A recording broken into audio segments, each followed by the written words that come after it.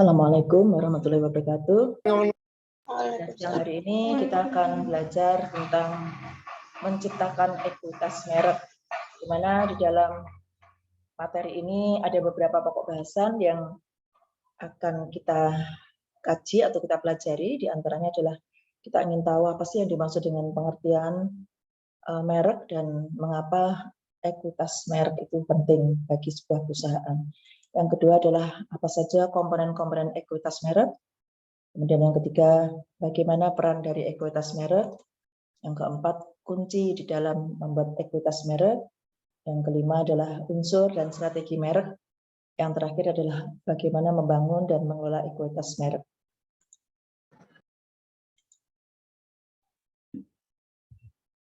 Pengertian dari ekuitas merek, dari beberapa literatur bisa kita pelajari bahwa ekuitas merek atau brand equity itu merupakan gambaran dari kekuatan dari sebuah merek, di mana kita memahami bahwa di dalam produk-produk yang dipasarkan di pasaran secara luas itu ada produk-produk yang memiliki kekuatan merek, ya. Brand equity-nya yang kuat, ada juga yang lemah.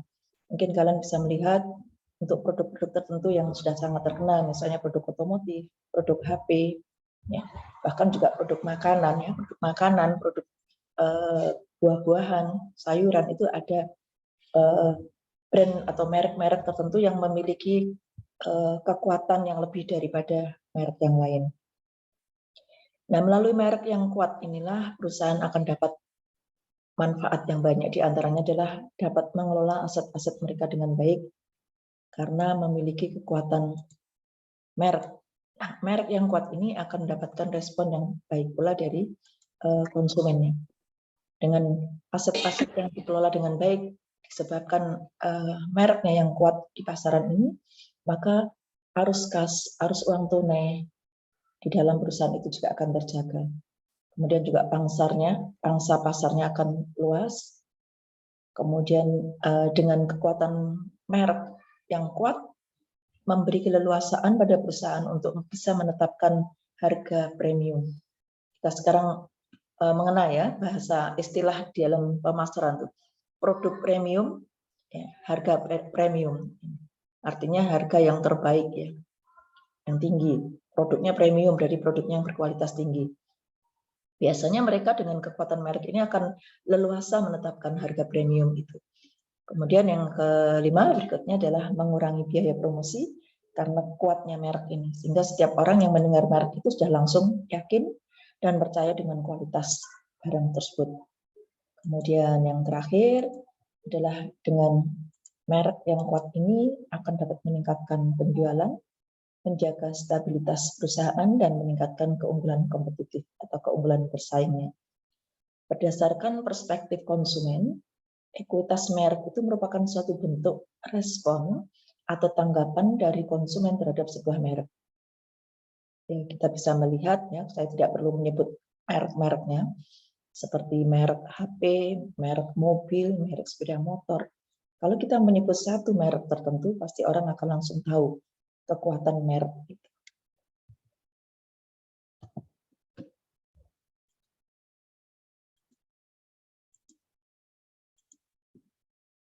Ya. Jadi apa sebenarnya yang dimaksud dengan ekuitas merek? Merek itu sebetulnya adalah nama atau lambang atau istilah, tanda, desain yang dapat digunakan untuk mengidentifikasikan barang atau jasa. Yang pertama. Kemudian yang kedua, dengan merek itu pula kita akan dapat mendiferensiasikan produk perusahaan itu dari para pesaing, membedakan produk dengan pesaingnya. Baik merek ini didiferensiasikan secara rasional, ataupun secara fungsional, atau secara tidak rasional. Jadi ada orang-orang tertentu yang kalau sudah melihat merek tertentu, yang dia sangat yakini itu baik untuk dia, maka dia tidak lagi berpikir rasional. Ya, pertimbangan-pertimbangan irasionalnya yang digunakan untuk memilih merek itu. Kalau yang rasional itu memang kinerja produknya baik.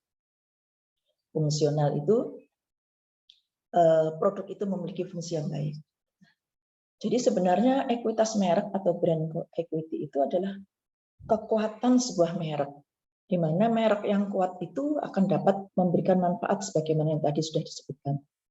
Sehingga perspektif konsumen di sini adalah ekuitas merek merupakan respon konsumen terhadap merek. Ini beberapa definisi yang kita kutip dari para ahli. Salah satu saja Ibu bacakan di sini bahwa ekuitas merek atau brand equity adalah nilai tambah yang diberikan pada produk dan jasa.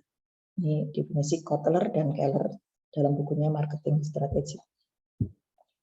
Nah, ekuitas merek ini sebetulnya dapat tercermin dalam cara berpikir konsumen.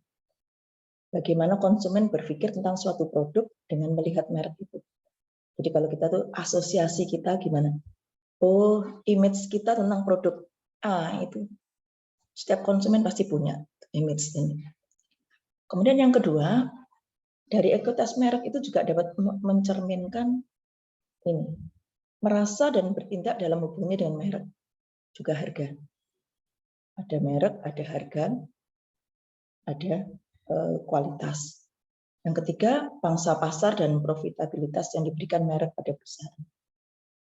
Jadi sebenarnya ekuitas merek itu adalah seperangkat asosiasi atau perilaku yang dimiliki oleh pelanggan merek, oleh anggota saluran distribusi dan perusahaan yang memungkinkan suatu merek mendapatkan kekuatan, daya tahan, dan keunggulan yang dapat membedakannya dengan merek pesaing.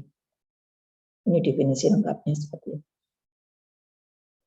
Nah, ekuitas merek itu sendiri sebetulnya menurut Supranto dan Ligma Krishna ini adalah yang menentukan ekuitas merek itu siapa. Menurut Supranto dan Ligma Krishna ini adalah konsumen yang menentukan. Dan itu di luar karakteristik atau atribut fungsional dari produk itu. Jadi yang seperti yang Ibu uraikan tadi sebelumnya, ada yang menentukan ekuitas merek itu secara irasional, ada yang secara rasional. Nah ini masih banyak lagi ya definisi-definisi yang bisa kita gunakan untuk memahami dengan benar tentang ekuitas merek. Jadi sebetulnya ekuitas merek itu adalah suatu faktor yang berbasis pada pelanggan, di mana timbul akibat perbedaan respon konsumen. Yang kedua, timbul juga karena pengetahuan konsumen tentang merek. Yang ketiga adalah respon diferensial dari konsumen. Nah, ini semuanya akan membangun tantangan bagi perusahaan untuk membangun ekuitas merek, yaitu dengan memastikan bahwa konsumen itu memiliki jenis pengalaman yang tepat untuk menciptakan pengetahuan merek. Dan yang kedua, ekuitas merek itu tidak sama dengan penilaian merek. Sama. Kekuatan merek itu diciptakan oleh konsumen, pelanggan itu sendiri, karena dia sudah meyakini bahwa produk itu, merek itu memiliki fungsi atau kinerja yang sesuai dengan yang diinginkannya. Nah, untuk memahami lebih lanjut tentang ekuitas merek ini atau brand equity, kita akan melihat ruang lingkup dari merek atau brandingnya di sini. Yang pertama kita lihat dari penetapan mereknya, branding. Bagaimana menciptakan perbedaan antar produk kepada konsumen. Yang kedua, penetapan merek ini akan memberikan nilai pada perusahaan. Jadi dengan merek yang kuat, dengan ekuitas merek yang kuat, maka ini akan memberikan nilai khusus pada perusahaan. Nah, agar dapat tercipta branding yang baik, maka konsumen harus diyakinkan ada perbedaan yang berarti antara produk perusahaan dengan produk pesaing. Perbedaan merek ini sering berhubungan dengan atribut atau manfaatnya. Misalnya kayak 3M, Gillette, merek, itu semuanya dari produk-produk yang memang diyakini oleh konsumen memiliki ekuitas merek yang baik. Sarana yang tidak berhubungan langsung dengan produk, misalnya Gucci. Orang kalau mendengar merek Gucci, LV, Chanel, pasti akan tahu bahwa itu adalah brand-brand terkenal. Walaupun sebetulnya apa sih Gucci itu nggak mencerminkan fungsional produk itu sebetulnya. Ini nama-nama orang aja, nama-nama orang. Penetapan merek itu hampir selalu dapat diterapkan di mana konsumen mempunyai pilihan. Jadi kalau kita lihat harganya produk-produk Gucci, LV ini luar biasa ya. Tas kecil, dompet kecil yang bisa jadi mungkin isinya hanya beberapa lembar uang rupiah atau dolar, tetapi harganya melebihi dari nilai itu sendiri. Nah, untuk membangun ekuitas merek yang kuat, maka ada beberapa komponen yang harus terpenuhi. Yang pertama adalah brand awareness, yaitu kemampuan pelanggan untuk mengenali atau mengingat kembali sebuah merek produk.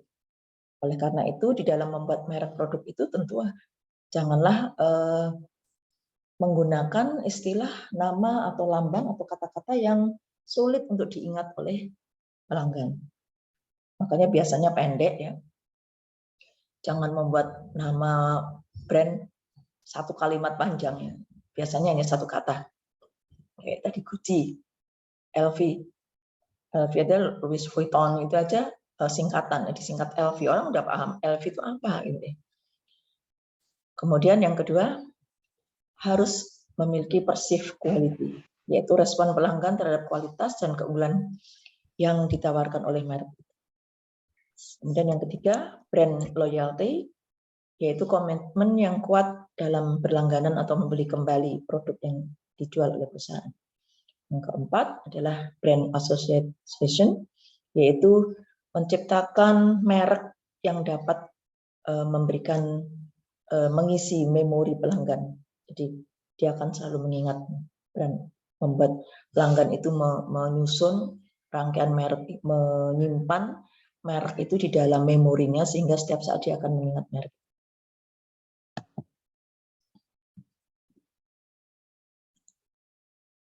Nah, mengapa demikian penting merek itu bagi sebuah produk? Di sini ada beberapa manfaat baik bagi konsumen maupun bagi perusahaan. Peran merek bagi konsumen adalah yang pertama, mengidentifikasikan sumber dan memungkinkan konsumen menuntut tanggung jawab atas kinerja produk. Jadi kalau konsumen membeli satu produk dan itu ada mereknya, ada profil perusahaan yang menjual itu, maka ketika dia mengalami ketidakpuasan atau kekecewaan menggunakan produk itu, dia akan dengan mudah untuk menuntut tanggung jawab pada perusahaannya. Yang kedua adalah menyederhanakan pengambilan keputusan.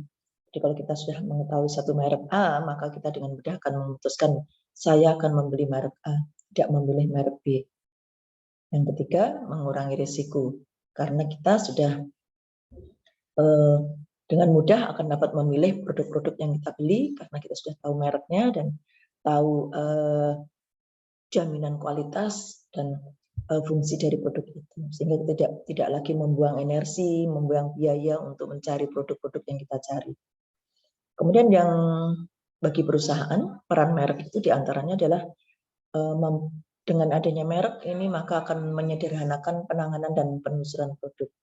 Kalau ada masalah di lapang, maka kita akan mudah melakukan penelusuran. Kenapa produk itu dikomplain pelanggan dan sebagainya. Kita tinggal menyebut merek A, B, dan C. Yang kedua, membantu mengatur catatan persediaan dan akuntansi perlindungan hukum untuk fitur atau aspek unik dari produk loyalitas yang memberikan tingkat permintaan yang aman, serta kesediaan membayar yang lebih dan mengamankan keunggulan kompetitif.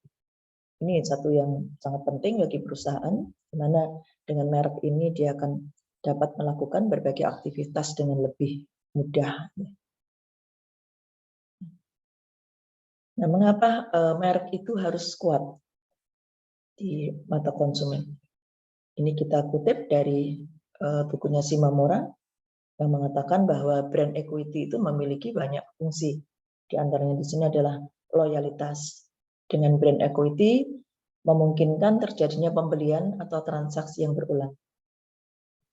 Atau jika konsumen tersebut merupakan commit buyer, tidak hanya terhenti pada pembelian ulang, namun konsumen tersebut juga akan dapat menganjurkan atau merekomendasikannya kepada orang lain. Nah, ini promosi gratis sehingga menghemat biaya. Yang kedua, memungkinkan perusahaan untuk menetapkan harga yang lebih tinggi, yaitu harga premium, yang berarti margin yang lebih tinggi bagi perusahaan. Yang ketiga, memberikan kredibilitas pada produk lain yang menggunakan merek tersebut, dilindungi. Yang keempat, memungkinkan return yang lebih tinggi, Dan yang kelima, diferensiasi relatif dengan pesaing yang jelas, bernilai dan berkesinambungan. Yang keenam, memungkinkan fokus internal yang jelas. Ketujuh, menciptakan toleransi konsumen terhadap kesalahan produk atau perusahaan melalui loyalitas yang tinggi terhadap merek tersebut. 8, menjadi faktor yang menarik karyawan yang berkualitas sekaligus mempertahankan karyawan yang sudah puas. Yang terakhir, menarik konsumen untuk hanya menggunakan faktor merek dalam mengambil keputusan pembelian. Nah, ini banyak sekali penelitian-penelitian yang dilakukan untuk mengetahui sejauh mana pengaruh merek ini, ya brand equity ini untuk mempengaruhi pembelian konsumen. Ini bisa diteliti nih. Diteliti nanti bagaimana keputusan konsumen itu apakah dipengaruhi oleh brand equity ini atau mungkin dia membeli karena faktor yang lain. Banyak sekali alasan yang digunakan oleh konsumen. Nah, bagaimana menyusun strategi merek? Untuk menyusun strategi merek, maka kita harus mengenali dulu unsur-unsur dari merek, sebuah merek. Di mana menurut Parker dan John Simthaler ini, merek itu memiliki 6 unsur. Yang pertama adalah bermakna, yang kedua adalah mudah diingat, bermakna tuh. Jadi jangan membuat merek itu nggak ada maknanya apa-apa, kosong. Tidak menunjukkan fungsi, tidak menunjukkan kelebihan, kekurangan. Mudah diingat ya. Jadi namanya pendek saja, kayak tadi LV, Gucci. Kemudian dilindungi, kemudian yang keempat disesuaikan ini dengan produknya ya, dapat ditransfer dan disukai.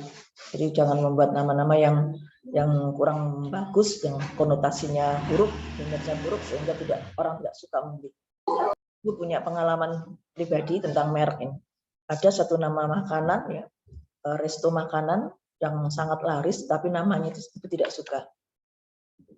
Ibu tidak perlu sebutkan. Itu dia suka. Akhirnya ibu tidak pernah membeli.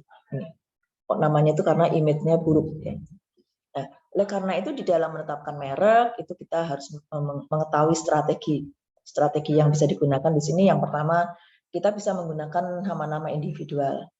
Ini contoh-contoh nama-nama orang yang menggunakan namanya untuk merek produknya. Atau menggunakan nama keluarga. Atau menggunakan nama keluarga yang terpisah-pisah untuk semua produk. Atau nama corporate, nama perusahaannya ditambah nama perusahaan. Bermacam-macam caranya ya untuk memberikan penamaan itu. Nah, di dalam menjaga atau mengelola ekuitas merek, Philip Kotler menyampaikan ada beberapa trik atau metode yang bisa dijalankan di sini. Di antaranya adalah pertama, menjaga penguatan mereknya. Ekuitas merek itu diperkuat oleh tindakan pemasaran yang secara konsisten menyampaikan arti merek itu dalam hal pertama, produk apa yang dipresentasikan oleh merek itu. Apakah makanan, minuman sehat, makanan sehat, atau makanan untuk bayi, untuk lansia. Ini kekuatan merek itu akan diciptakan melalui ini dengan cara mempresentasikan kinerja produk tersebut. Yang kedua adalah bagaimana merek itu membuat produk menjadi unggul. Kemudian asosiasi mereknya kuat, disukai dan unik. Ini ada satu kata unik ini yang tentu perlu diingat ya, bahwa produk-produk yang unik itu biasanya akan memiliki asosiasi yang kuat di dalam memori seorang pelanggan. Itu penguatan merek. Kemudian yang kedua, revitalisasi merek. Untuk melakukan revitalisasi merek, maka dapat dilakukan dengan cara memahami sumber-sumber dari ekuitas merek yang dapat dipergunakan. Apakah itu bersumber dari media, unsur-unsur yang 6 tadi. Yang mana yang digunakan? Nah, revitalisasi merek ini perlu dilakukan mengingat terjadinya perubahan selera dan preferensi konsumen. Sehingga kemunculan pesaing-pesaing baru dengan teknologi yang baru itu sangat mengancam bagi kelangsungan dari produk yang dikelola oleh perusahaan. Oleh karena itu, dengan membangun ekuitas merek yang baik, maka akan dapat menolong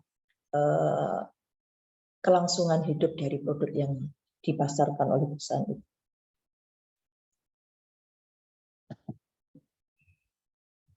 Nah, ini beberapa model tentang membangun ekuitas merek. Di sini ada sedikitnya 4 model. Yang pertama adalah model penilai aset merek atau brand asset valuator yang kita sebut dengan BAV. Di mana di dalam model ini disampaikan tentang pentingnya untuk membuat diferensiasi produk itu melalui merek yang kita jual, yaitu mengukur tingkat sejauh mana merek itu dianggap berbeda dengan merek yang lain. Ini diferensiasi. Mungkin tadi juga mewakili keunikan produk. Apa sih keunikan produk yang dijual? Yang kedua, energi, yaitu mengukur arti dari momentum merek itu tersebut. Kekuatan merek itu sendiri. Yang ketiga adalah relevansi, mengukur cakupan daya tarik merek tersebut. Yang keempat, harga diri, mengukur seberapa baik merek dihargai dan dihormati oleh konsumen. Dan yang kelima, mengukur pengetahuan, yaitu kadar keintiman atau kedekatan konsumen dengan merek. Jadi kadang kita ini merasa kalau kita menyebut satu brand tertentu untuk produk tertentu, kita langsung, oh iya ya, saya tahu produk itu. Nah, ada konsumen yang begitu, ada yang apa ya, saya kok nggak pernah tahu, saya nggak pernah beli. Berarti itu di sini pengetahuan konsumen tentang produk yang kita jual lemah. Ini yang disebut dengan penilai aset, itu dengan menilai 5 hal ini. Kemudian model yang kedua adalah model brands yang diperkenalkan oleh Millward Brown, di mana menggunakan suatu bentuk piramida brand. Pembangunan merek di sini mengikuti sederet langkah yang berurutan, di mana masing-masingnya tergantung pada keberhasilan pencapaian langkah sebelumnya. Pada awal membangun merek, kalau itu berhasil, maka akan menentukan langkah berikutnya juga akan berhasil. Tapi kalau gagal di awal, maka langkah berikutnya juga akan gagal. Di sini konsumen harus diikat ya. Konsumen yang terikat, yang berada di puncak piramid, membangun hubungan yang lebih kuat dengan merek dan menghabiskan lebih banyak untuk merek tersebut dibandingkan konsumen yang berada di tingkat lebih rendah. Jadi ini piramidanya itu yang menunjukkan semakin ke atas puncaknya itu adalah semakin kuat orang memegang merek tersebut. Artinya dia semakin fanatik dalam membeli produk itu dan tidak mau membeli produk yang lain. Kemudian model yang ketiga yang kita kenal dengan model Keller, yaitu customer based brand equity, yaitu di sini menggunakan satu pendekatan di mana kunci pokok untuk menciptakan ekuitas merek itu adalah pada brand knowledge. Maka yang perlu diperhatikan di sini adalah bagaimana membangun knowledge konsumen itu melalui merek yang kita perkenalkan. Ini brand knowledge itu diletakkan terdiri atas brand awareness dan brand image. Makasih Pak. Jadi ekuitas merek di sini terbentuk jika pelanggan mempunyai tingkat awareness dan familiaritas tinggi terhadap sebuah merek. Tadi yang seperti itu katakan, kalau seseorang menyebut merek A, kita langsung tahu tentang produk itu, merasa mengenal karena sering menggunakan. Dan memiliki asosiasi merek yang kuat, positif, dan unik dalam memorinya. Untuk membangun ekuitas merek melalui model Keller ini terdiri dari 4 langkah ini. Yang pertama adalah menyusun identitas merek yang tetap, menciptakan makna merek yang sesuai, menstimulasi respon merek yang diharapkan, dan menjalin relasi merek yang tetap dengan pelanggan.